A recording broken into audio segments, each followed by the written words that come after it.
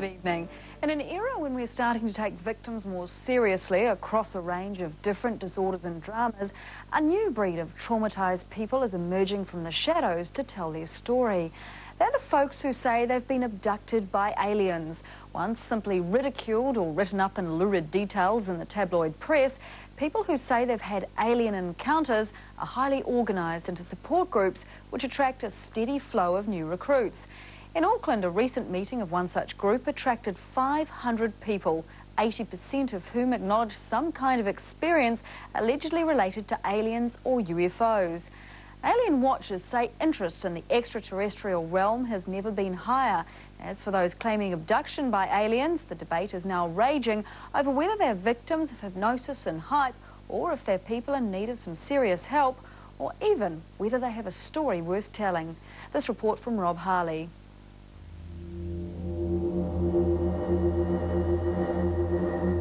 I can sometimes remember being taken out, either through the window, through the wall, up through the ceiling. But I don't actually know how. I have no recollection of how I actually get where I'm going. So I don't know if I'm in a ship or where I am, but I know that I'm on a slab and it's cold.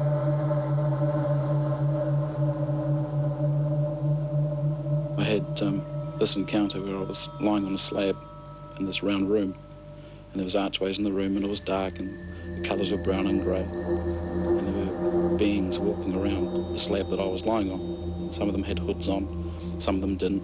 Most of them had the egg-shaped heads with the big eyes, and there were a few blue monsters there too. These are, without doubt, among the most bizarre tales you'll ever hear. The scary part is that people so ordinary and unremarkable believe that while the rest of us sleep peacefully and unmolested, they are abducted, probed, impregnated and reprogrammed by aliens. It came from there down to here in absolutely zero time. It started there, finished here, and there was like a white line of light coming up behind it till it was right here. My heart was in my throat. I was torn between fear and curiosity to the largest possible proportions you can imagine. Tonight we ask, is there any logical explanation for what these people swear they have experienced? And we analyse the human appetite for things extraterrestrial. 21 miles northeast of Christchurch, we made what for me was the first sighting. It was a large light off to the starboard bow of the Argosy. There is something about a UFO that excites public fascination. The Television One Network News with Dougal Stevenson. There's been another sighting of what may be a UFO over the Kaikoura coast. Give people a sniff of something that might just be a real encounter, and our imaginations run riot. It gets us searching the skies like we did over Kaikoura in 1979. Yeah. I think it took off like a rocket because I could hardly keep up with it. There was definitely something there. It was in no way a star, an aeroplane, or anything which I could explain. The irony is that as science has marched on and taught many of us to be more sceptical about the claims of what's out there, we continue to be entranced with the possibility that aliens have conquered the expanses of space and have made contact.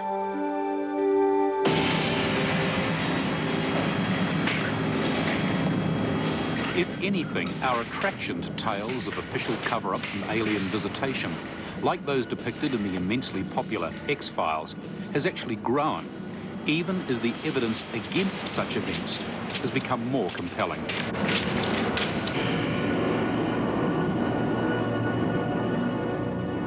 No matter how preposterous the images, the polls tell us people have a wide margin of credibility for the notion that we're not alone. 74% of you thought the Roswell incident was fact. I'll say that again. 74% thought it was fact, and 26% thought it was fiction. But it's a major leap from acknowledging the possibility that the aliens have landed to saying that they visit you, operate on you, and beat you up. Tonight we ask the question, why is it becoming fashionable to believe that one may have been abducted by aliens? Health professionals believe there are some very definite psychological reasons for the phenomenon, and we ask whether hypnosis may create more memories than it authenticates.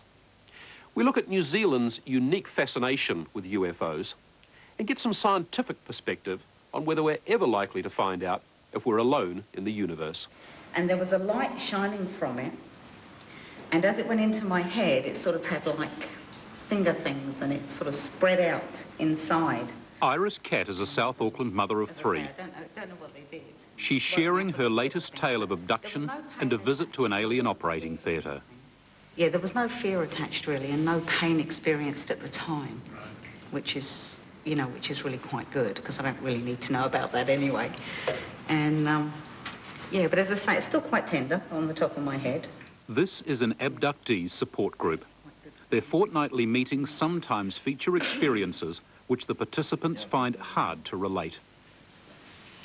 I just knew that they were around. I thought, oh, you know, they're here again.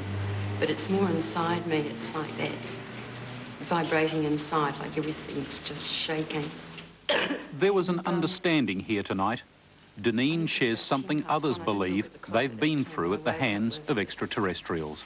Terrible, terrible pain in my back passage, and I got out of bed and literally, well, staggered and crawled really to the toilet and just sat there, and I thought I was being quite quiet. The pain was so bad, I was just sobbing. So while the rest of us watch the X-Files and enjoy the hour of sheer fantasy or terror, the abductees nod knowingly and see reflections of their own nighttime excursions. There was one I'd never seen before. He looked like a small grey, and he had a crested head. He had a central crest and two down either side. I'd never seen that one before. So I was wondering if anyone else had. The small greys Robert refers to are part of this group's regular conversation. They're a familiar type of nocturnal visitor. You talked about a small grey, for example. I mean, that's a common thing? Basically. Yeah, that's because they're small and grey. The ones that most people see that when they're relaying abduction experiences is the greys. You know, they're between 3 and 4 foot tall. There are taller ones. There are tall ones, yeah. But generally the short ones. There's such a range of contact going on. I mean, my own contact experiences have included blue light beings, beings that don't have a physical form, they're just there as light. Beings which are, as has been described, with the large eyes.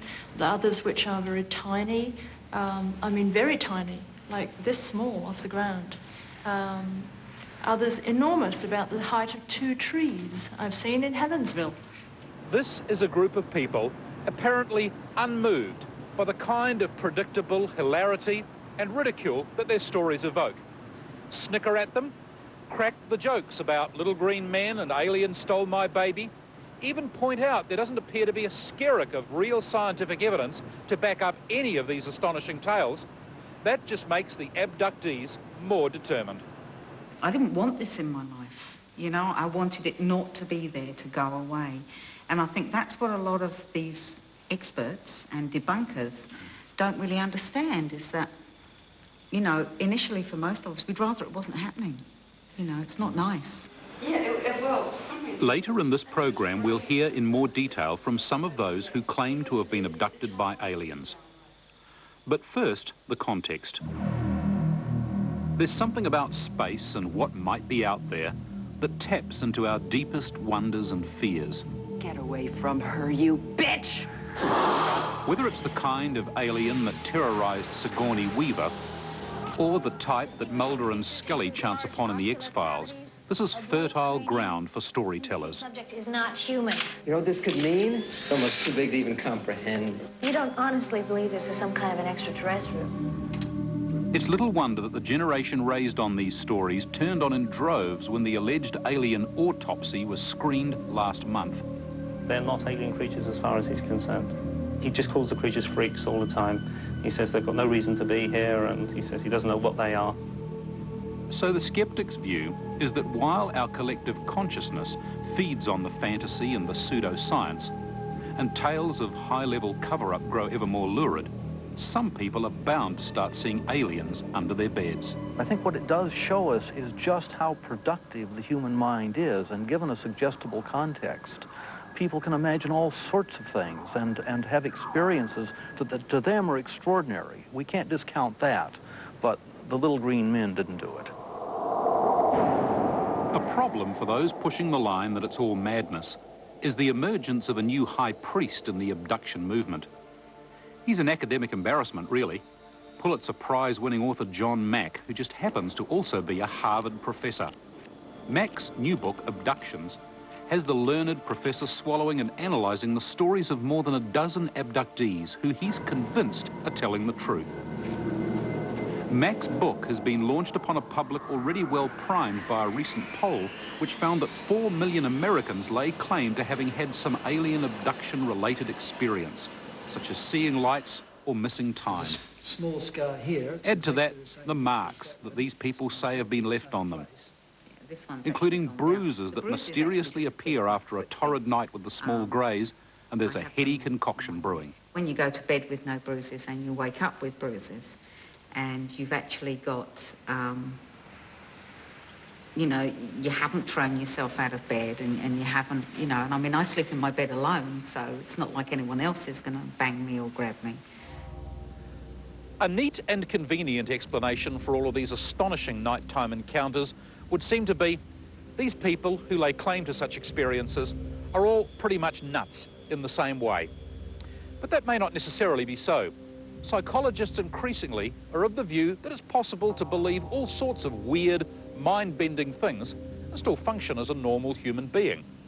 Instead, in the psychological journals, quite rational explanations are being put forward as to why a whole bunch of people may think they've been abducted by aliens. Next, you'll hear actual abduction accounts from New Zealanders, and we'll ask why in the world anyone would give credence to the stories. 500 people turned up one night in a school hall in suburban Auckland to hear tales of alien abduction and UFO encounters. I felt this incredible panic and wanting to scream out, and I just couldn't move or do anything. This gathering seemed to tap a wellspring. Ever since that meeting, people have been coming out of the abduction closet to say, "Me too." To meet her in the supermarket, Iris Catt seems unremarkable. She has 3 children. She's separated and holds down a responsible job in a hospital. But for most of her life, ever since she was 6 years old, Iris has been having nighttime experiences involving aliens.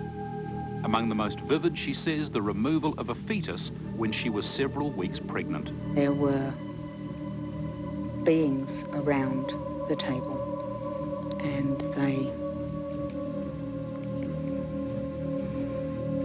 they inserted, which was like a cylinder in my vagina, and it was extremely painful. And when it was over, they showed it to me, and there was a fetus in this, and they basically said that this was mine, but it was theirs, and they took it. What's more, says Iris, after that experience, she wasn't pregnant any longer. And there's more. And I'm assuming it's a ship because I've never seen it from the outside. They have, on where they take you, they have a place that I call the nursery. And you go, they take you there, and there are a lot of babies there,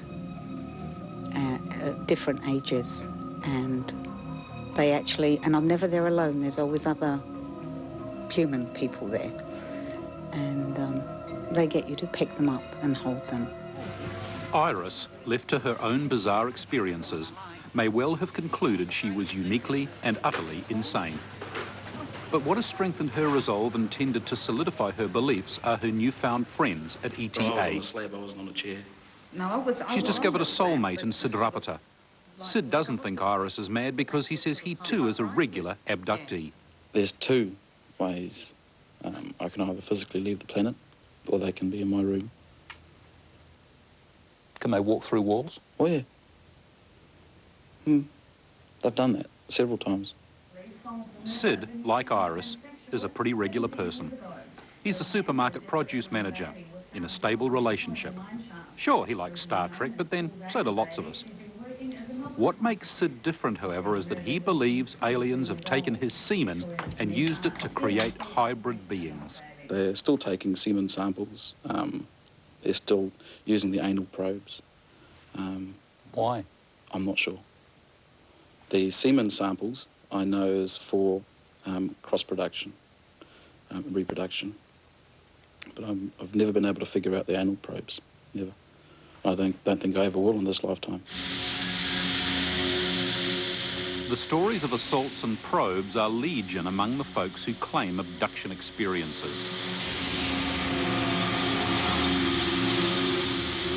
It's frequently been suggested in recent years that abductees may be adults trying desperately hard to rationalise terrifying childhood trauma. Deneen Evans, you may recall, reports occasional but horrifying alien encounters which feature severe pain. I know that a lot of psychologists would say that some of the experiences could be put down to suppressed memory from sexual abuse from childhood. Would that be potentially true in your case? I was sexually abused, yes, but this is very different. The question is, given that we're confronted with a growing phenomenon, that is, people like Sid Rapata and his friends, convinced of their experiences, are their beliefs harmful to themselves or others? Wellington psychologist Dr. Ian Miller. It's quite a continuum, from the harmless and minor to the serious and bizarre. And somewhere in the midst of there, we've got to assign people who believe in alien abduction. Sometimes, of course, it really is a harmless belief, but sometimes it can presage quite serious illness or quite serious deterioration in mental process. But the reality is these folks appear to be able to function as normal citizens who are generally convinced of their experiences and have got beyond worrying about ridicule. Glenn Curd of Auckland is perhaps the most steadfast of all of them. A clothing cutter by trade, Glenn's utterly convinced that great blocks of his life simply disappear as he finds himself whisked down country roads for alien encounters in the depths of rural South Auckland. Aliens moving at the speed of light beckon him from across the paddocks into their ships. There, as with Sid Rapata, they take his sperm. So, I mean, you must every now and then sit down and think to yourself, why have they chosen me, Glenn Curd of Auckland, as some kind of cosmic stud? No, I think that it's not just me, it's hundreds of thousands of other people as well. I think in terms of a selection process, as it's been explained to me, is that they take people who can feel emotion and express that emotion because they need that as quickly as possible in terms of the breeding program. In response to all these mind-boggling tales, questions literally scream out. Sid has a partner, Karen. Surely she must have noticed something by now. Now, does she wake up in the night and notice you're gone? No. No, if you're in a relationship with somebody and you're having an experience, what they normally do is everybody in the house is shut down. They don't know anything of what's going on, right down to your pets. Your pets don't move, and you're taken. They get paralysed? Basically, it's more of a deep sleep. Next question. Why, we ask the abductees? From among the millions of experiences people claim to have had, including countless probes in people's bottoms, noses and other cavities, and all those trips to the alien surgery, has no one brought back a single souvenir? If you go into a surgery room, you're having surgery done on you, there's no way you're going to wake up once you've been anaesthetised and grab something. What are you going to do? And a lot of the time you actually can't physically move anyway. You know, you're paralysed. There's nothing you can do. You know, I mean, I've been there and thought, you know, hell, I wish I could do something about this, but you can't. You can't move. You can't do anything, and it's there's just nothing you can do about it. And there's nothing I would like more than to be able to grab a piece of equipment and bring it back and say, I told you so. An outsider such as myself coming in asks questions, I suppose, particularly people like yourself, Iris. How do you sanely go to work as a clerk at Middlemore Hospital during the day, and yet at night you're abducted by aliens? How do you carry on? You have to live your life, okay? You just got to go on and do the normal things. You can't just curl up in a ball and say, I'm going to give over to this. You just get up, you go to work, you do your thing. It's one of my favourite things to say is that I'm not strange, I just have strange things happen to me. Depending on whose journal or theories you're reading, explanations abound. Feelings of being trapped, paralysed, held down, even real perceptions of pain probably arise from a form of so-called sleep paralysis, from which we all suffer on occasions. Have you totally rejected the notion that you might simply have a vivid imagination? Oh, no. Never. Never. It's a possibility? Oh, indeed. It's a great possibility for me. It's like I said, we rationalise everything ourselves. You know, we go through and say, is this a dream? Is this real? I never discount the theory that I may be dreaming all of this, because I may be. And hearing people say to me, you may be having a dream, I'll never put them down for that. But what I will tell them is that I wake up with marks, I wake up with bruises, I wake up with pains. Experiences of alien abduction may range from simple delusional problems to what the psychologists call a dissociative disorder, where a brain has difficulty filing impressions into the real and unreal baskets in our mind. Things that can happen to any of us, being absorbed into ourselves, into something we're doing, and losing track of time. Now, most people can identify with that, and there's nothing abnormal about that at all. But to being absorbed into something, believe that you're carted off to another planet, that you're being the victim of a sexual assault or brainwashing or whatever, and the return back to Earth in the absence of some other person witnessing your absence, that then becomes another matter. You may be a lot older than you were at 3, or you might be a teenager or whatever, but go to the most disturbing one that you experience. What most worries some psychologists is that hypnosis, as Iris is about to undergo to try to recover memories of abduction, may do more harm than good. Do you know where you're going? It's where they always take me. Yes. Which is where? To the room.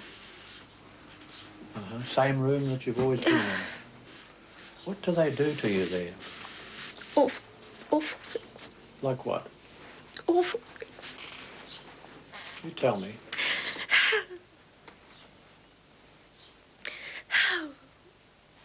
They always hurt you. Yes. It wouldn't be so bad if they didn't hurt you. Mm-hmm. They poke you with their fingers. Oh.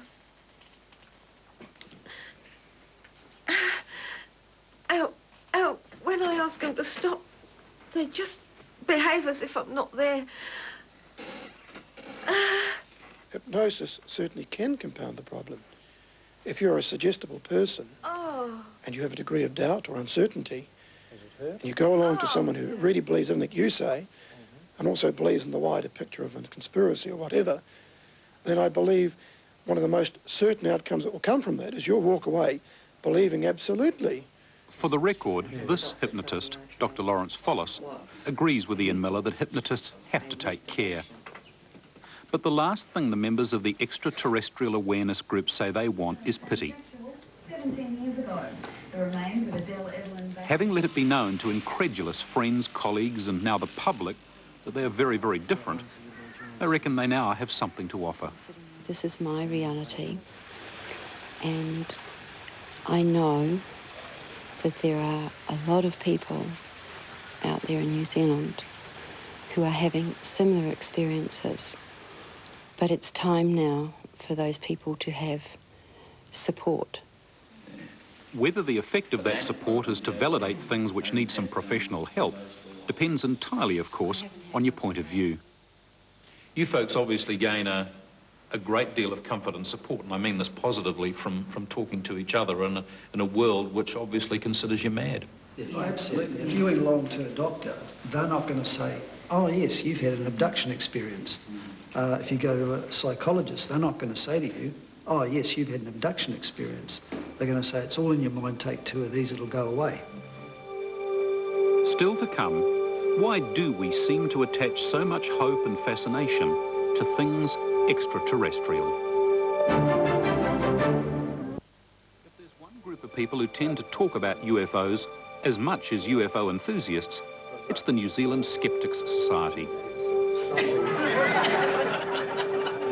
At their recent annual conference, it was a debunking of the so-called crop circles of the 1980s that was causing merriment. The circles were, to some UFO buffs, the best evidence for a long time that alien spacecraft were paying visits. But closer examination showed many circles were an elaborate prank by 2 men who fooled a battery of UFO watchers. However, hoaxes like the crop circles have 2 quite definite effects. They make skeptics more skeptical, but make believers even more determined that someone is covering up the truth. You cannot make up a fake circle, and the evidence was definitely there when it was a genuine one. And there has been a case where a UFO was actually seen at the scene. Harvey, just explain the relevance of some of these models. As we discovered in the first half of this program, however much derision is cast, there are a hardcore bunch in this country, men like veteran UFO watcher Harvey Cook, who just will not be talked out of phenomena like crop circles. They did make some in England, yes, we'll say that definitely. But in a real corn circle, you get problems with videotape machines, video recorders. They'll often just cut out completely. And when you take them out of the corn circle, they'll go again. Radios have been known to give up different sounds from those circles, right in the centre in particular. So the genuine ones are there. It's also well nigh impossible, even armed with all the reason you can muster, to persuade fellows like Oscar Marinkovich that aliens did not leave a circle on his Northland farm in 1954, did not make his hair start to fall out, and were not responsible for his cattle dog going mad. All sorts of possibilities spring to mind. I mean, there were no helicopters around in those days? No way. No helicopters, no nothing. It was a very still night. You can't blame it on a cyclone, you can't blame it on a tornado, because this piece of grass that was flattened out, it's all it was, a 40-foot circumference, flattened out, and the grass around there was all standing up. Wouldn't have been some of your mates playing a trick on you? There's no way they could have been. There's no way it was. It's the fervour and conviction with which the stories are told that ensure that programs like the recently screened Roswell incident draw a good audience. There's just no evidence to say this is definitely nothing on the film which makes me say this is definitely a hoax. My feeling is that probably about 98% feeling is that this is probably a man-made hoax. The film, which purports to be the best visual evidence yet of alien contact, has not won many skeptics over. The doctors who did the autopsies, the people who were in touch with this, were holding the evidence for the greatest single biological find of the 20th century. We have to believe that all of those doctors, all of those scientists who would have looked at this and cared about it, decided to forego their chance at the Nobel Prize and keep it quiet for all these years. The U.S. government can't sell arms to the Iranians and keep it quiet for 8 weeks. But as we've observed, the Roswell-type footage also serves to encourage those who've always tried to persuade us the other way. Everybody will try to downplay it and say it's a fake, which is the normal way they do it. So the public will not be sure what's going on. And they'll leave it for a while and they'll bring something else out to make the next step. A bit more information comes out.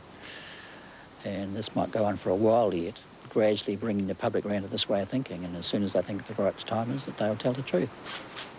And let the public know that they've got these things flying up there themselves.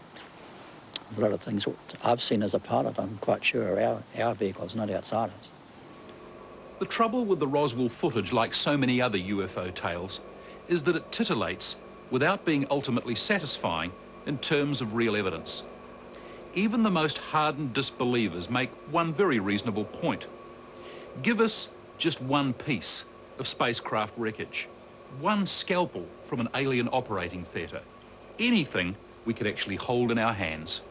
From the point of view of you two gentlemen who've looked at this fairly closely, is there anything that's happened in this country that we ought to investigate as supposedly an extraterrestrial visit? No, not as a visit from outer space, but definitely there are particular sightings done by professional observers, trained observers, which cannot be immediately explained by natural or man-made phenomena. It does not mean they are extraterrestrial craft. It means that probably the duration of the sighting was too short, it was too sketchy to get the full picture to arrive at that natural or man-made explanation. But the UFO fraternity immediately attaches then, of course, the extraterrestrial craft to it, and that is the mistake. But the believers say the problem is we won't acknowledge the stuff that's been happening right on our own doorstep. Long before Kaikoura got a name for itself for whales, it was the subject of rapt international attention over the supposed UFO sightings of 1978 and 79. The details have been well traversed, the mysterious lights observed by pilots and ground watchers, and the unexpected bonus of apparently confirmatory radar blips. Jackpot. Yourself found RC has seen a very red thing. Oh, God. Yes, about 10,000 feet. Yeah, 2,000 feet above him. Yeah, we can see it too on radar. It was in the minds of many New Zealanders a season of wondering for the very first time whether something very special was about to happen. Even the Air Force went up for a look. At the height of the frenzy, an entire evening TV news bulletin was devoted to the breaking story. I must admit that I suddenly saw it before me and I thought, well, this is it. It's not like anything I've ever seen before. The man who decided to throw open the whole bulletin to a story about a UFO was news editor Chris Mitson. I think there was an element of awe about it. I think, of course, there was healthy skepticism, even among journalists, but people really wanted, they were hoping, I think, hoping that there would be something in this, and they were fascinated by it. My recollection is that normally I'm a sceptical sort of person about these so-called unexplained phenomena, but I was confronted, in fact the nation was confronted by some very credible, reasonable people up front who started to believe, and I began to get caught up as well in this, in the belief, I guess. Was it the fact that you were able to have a couple of guys in the studio that had a bit of gold braid on their sleeve and sounded reasonable and scientific? Absolutely. Well, the very experienced flyers. Eventually, the lights went away. The Blenheim to Christchurch paper run got routine again for the pilots. People stopped looking at the sky so much. And an Air Force investigation said, blips or no blips, the sightings were probably just reflections. The Air Force investigation said although there had been radar sightings from the ground and from aircraft, that was not conclusive evidence of a UFO over Kaikoura. The report said that during the relevant period, atmospheric conditions over New Zealand were conducive to freak effects on radar and light waves. The inquiry also found that for some time the Wellington Air Traffic Control radar had been giving spurious returns from the east coast of the South Island. Far pastures are greener and more remote UFO sightings look better. I know of at least one American book on the subject that says worldwide the best UFO sighting we know about is the Kaikoura sighting in New Zealand. Of course, we're close to it. We know how fallible that sighting was. When you have partial facts, these things always look much better than they look close up. However, if nothing else, the Kaikoura lights, whatever they were, peeled back our national psyche for a glimpse of what Chris Mitson maintains is a telling truth about ourselves. Deep down within every thinking human being, there is a fear of being alone. That manifests itself traditionally through religion, and I think that in all cultures this transcends the normal feelings of skepticism that people have. The idea that, yes, there is something out there, there's something that we can be a part of. Send forth now. In the final part of this report, UFOs as a religious ritual. And we ask, if there is intelligent life beyond our little corner of the universe, what are our realistic chances of making contact? Saturday, we go deep into the backcountry. Pure, vibrant, living white lights. It's Sunday morning at the Etheria Society in Glenfield, and it's a big day on the church calendar. The Reverend Frank McManus has informed the people that tomorrow marks the start of what's known as a spiritual push. A spaceship 4 kilometres in length full of friendly aliens will go into orbit around the Earth. It's time to get ready.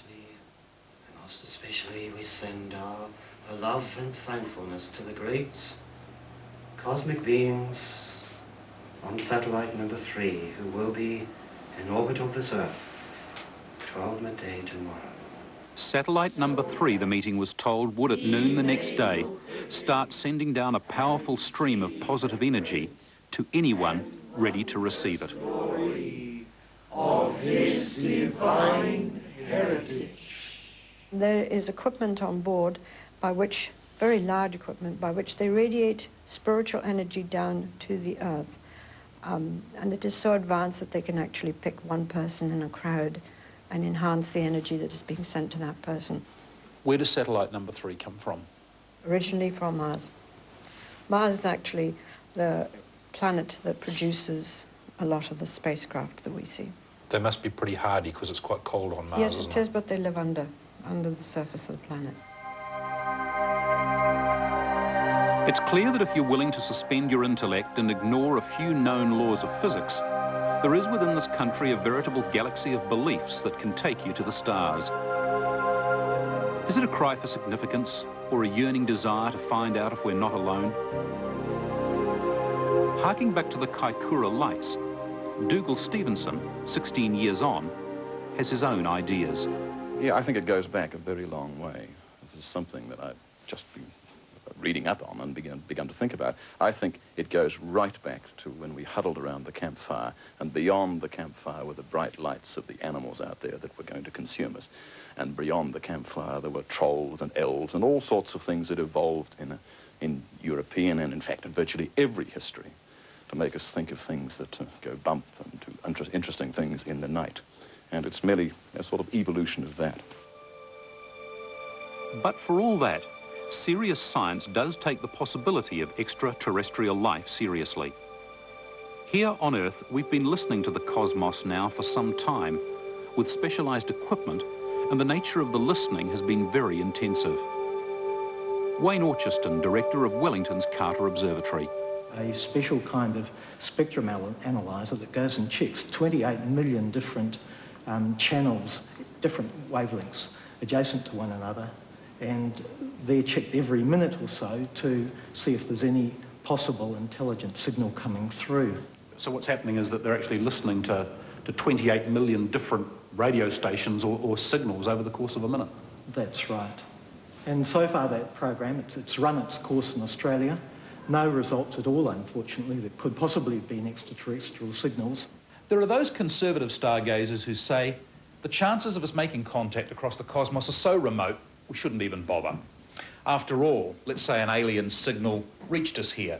It could be 1,000, maybe 1,000,000 years old by the time it gets here, even at light speed. By the time we try to decipher and then request clarification, our response is going to be somewhat academic. But there are others, including the New Zealand Skeptic Society, who say the possibility of us making contact with an alien culture are so exciting, we ought to continue reaching for the stars.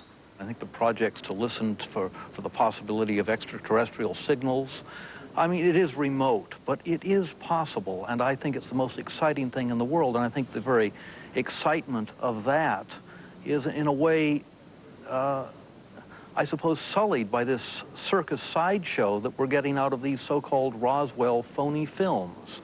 That's science fiction. Science reality is a lot more fun.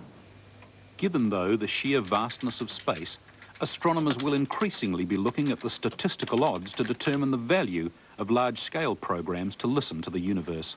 If you go and feed the figures into all of these variables and you look at the best and the worst scenarios, in the worst possible scenario, the number of intelligent living civilizations in this galaxy would be 1. That's us, we're unique.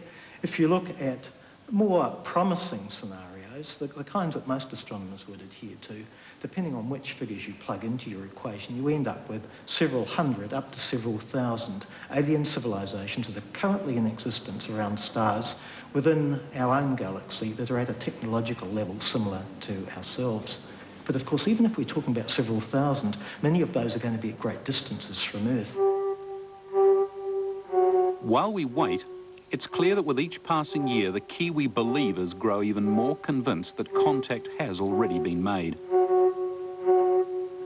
Former pilot Bruce Cathy is now into his 6th book of mesmerising mathematics on the theory of the so-called harmonic grids, along which he believes the spaceships travel through time and space and around our planet. We're right on the threshold now of space travel. I think most of this atomic testing has got nothing to do with war anyway.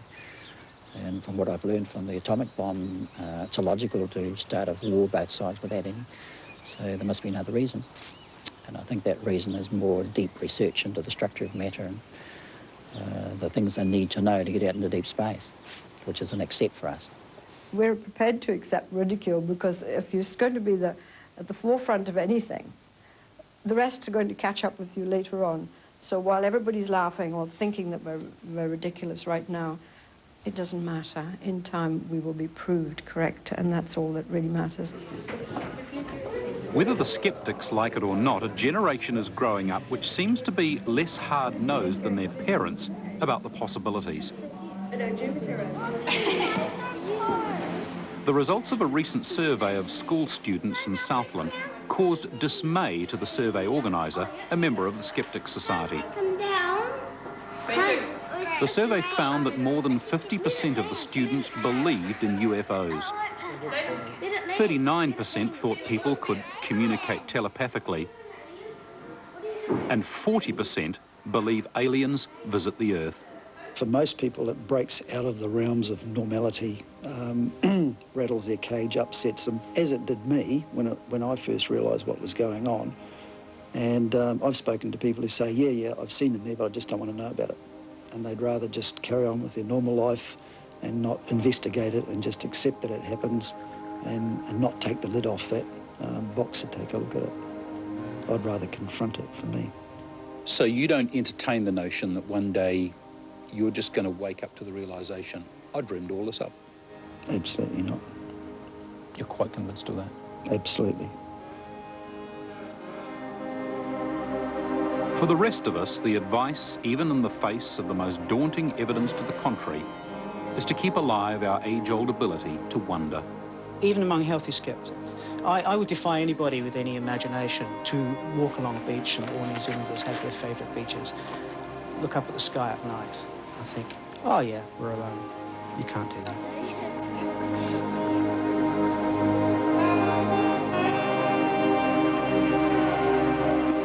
The director on that report was Brett Kamel. And just as a footnote, the head of an Australian project listening for radio signals from deep space says if an alien transmission is picked up, the first official to be notified will be the Secretary-General of the United Nations. It'll be his job to determine how we, as a planet, should reply. We'll be back in a moment. Mother's